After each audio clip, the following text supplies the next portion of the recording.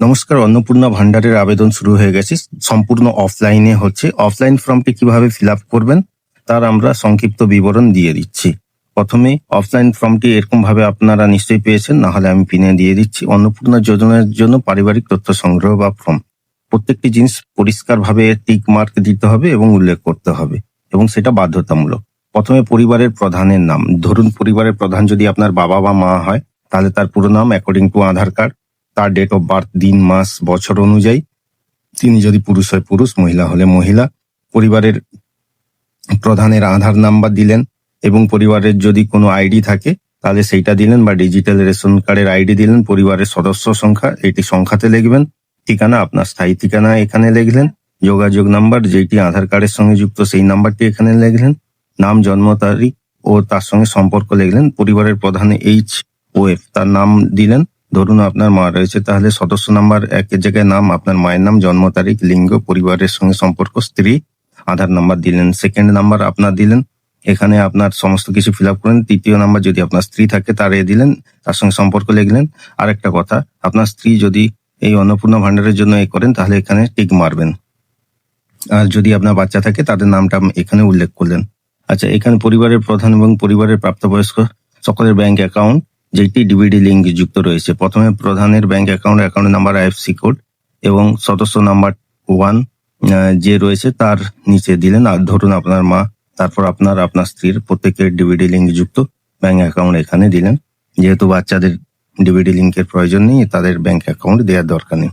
আচ্ছা, epic number, প্রত্যেকের epic number সহ এখানে এপিক নাম্বারটি বসে দেবেন, এবং বিধানসভা ক্ষেত্র যা যেটি সেইটি অংশ নাম্বার এখানে ফিল আপ করলেন। বিভাগ, আপনি জেনারেল হলে ইউআর দিলেন, কাস্ট হলে কাস্ট দিয়ে কাস্ট সার্টিফিকেট উল্লেখ করবেন। আচ্ছা, আপনি কি রেশন কার্ড আছে ডিজিটাল? হ্যাঁ। আর যদি আপনি না থাকে, না করবেন। আর কি টাইপের রেশন কার্ড সেটা এখানে উল্লেখ করবেন। আপনি রেশন পান নাকি সেটা, প্রত্যেক মাসে তুলেন নাকি সেটা। আপনার যদি পাকা বাড়ি 3 কামরার বেশি বা 3 কামরা রয়েছে সেখানে হলে হ্যাঁ করবেন, বা না থাকলে না করবেন। পারিবারিক জমির মালিকানা, যদি জমি থাকে তাহলে উল্লেখ করবেন, কত শতক জমি সেটা উল্লেখ করলেন। যানবাহন, আপনার কি কোনো বাণিজ্যিক বা 4 চাকা যুক্ত মোটর বাইক যদি থাকে তাহলে হ্যাঁ করবেন, না থাকলে না করবেন। যদি থাকে তাহলে গাড়ির নাম্বার বা গাড়ির রেজিস্ট্রেশন নাম্বার উল্লেখ করুন। আচ্ছা, পরিবারের কারো যদি স্বাস্থ্য বীমা থাকে হ্যাঁ করবেন, না থাকলে না করবেন। সেটা যদি সরকারি হয় সরকারি করলেন, বেসরকারি হলে বেসরকারি করলেন। আচ্ছা, আয় বা পেশা, কোন সদস্যের যদি ইনকাম ট্যাক্স বা জিএসটি ফাইল থাকে এখানে হ্যাঁ করবেন। পরিবারের সকলের প্যান কার্ড নাম্বার সদস্য অনুযায়ী এবং নাম দেখলেন। কর্মসংস্থান, কে কোন ধরনের কাজ করেন সেটা এখানে উল্লেখ করলেন।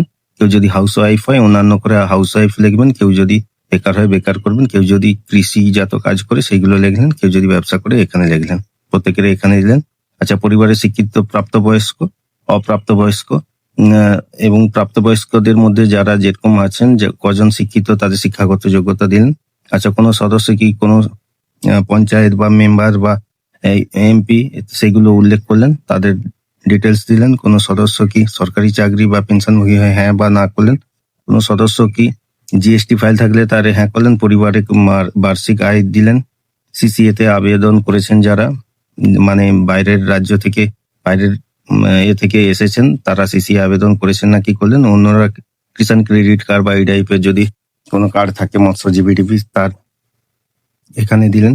আচ্ছা, যদি SIR এর নাম বাদ পড়ে বা না করে এখানে উল্লেখ করলেন। যদি কারোর জন্য বিচারাধীন থাকে তাহলে হ্যাঁ করবেন, না হলে না করবেন। আচ্ছা, বিদ্যালয়ে শিশু যদি থেকে থাকে, সে কোন বিদ্যালয়ে পড়ছে, শিশুর নাম অনুযায়ী তার শ্রেণী, বিদ্যালয়ের নাম, প্রাইভেট বা সরকারি সাহায্যপ্রাপ্ত নাকি, এইগুলি উল্লেখ করবেন। আচ্ছা, নেক্সট পেজে চলে যাচ্ছি, যেখানে শিশু টিকাকরণের পুরো ডিটেলসটি রয়েছে। শিশুর 1 নাম্বার 2 নাম্বার শিশুর দিলেন। আচ্ছা, আপনি কি কোনো সরকারি প্রকল্পের সুবিধা পাচ্ছেন ডিবিডি লিঙ্কের মাধ্যমে? যদি আপনার বাবা কৃষক বন্ধু পায় তাহলে কৃষক বন্ধু লিখলেন। কেউ যদি লক্ষ্মী ভান্ডার পায় লক্ষ্মী ভান্ডার লিখলেন। আর এইসব করার পর যে পরিবারের সম্মত স্বাক্ষর, এইখানে পরিবারের যে হেড তার সই লাগবে। আর তারপর এইটা অফিসের জন্য। Thank you.